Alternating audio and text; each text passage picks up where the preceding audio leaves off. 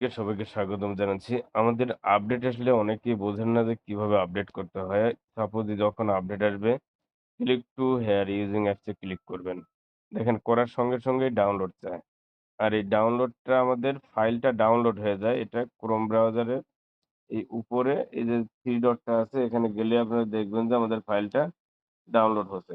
3 ডটে ক্লিক করবেন ক্রোম ব্রাউজারে যেয়ে ডাউনলোডে ক্লিক করবেন। দেখেন ডাউনলোড এনিওয়ে দেওয়ার সাথে দেখেন এখানে ফাইলটা ডাউনলোড হচ্ছে। এই ফাইলটা ইনস্টল দিবেন। আপনাদেরকে আবারও দেখাই। দেখেন আমাদের এইখানে আমরা আপডেটে ক্লিক করলেই যে আপডেট অটোমেটিক হবে বিষয়টা এমন না। এখানে ক্লিক করলে আমাদের ফাইলটা ডাউনলোড হবে। আমি আবার ক্লিক করি, দেখেন ডাউনলোড চাচ্ছে। ডাউনলোড দিলেই আমাদের ক্রোম ব্রাউজারে এই 3 ডটে গেলেই দেখব যে ডাউনলোড হচ্ছে। দেখেন আবার ডাউনলোডে ঢুকি। দেখেন ১ম এ একবার হয়ে গেছে অলরেডি, ২য় বার আবার হচ্ছে। তো এইখান থেকে যদি আমরা ইনস্টল দেই, তারপরে আগেরটা ইনস্টল দিয়ে দিচ্ছি আমি। এটা আপডেট চাচ্ছে।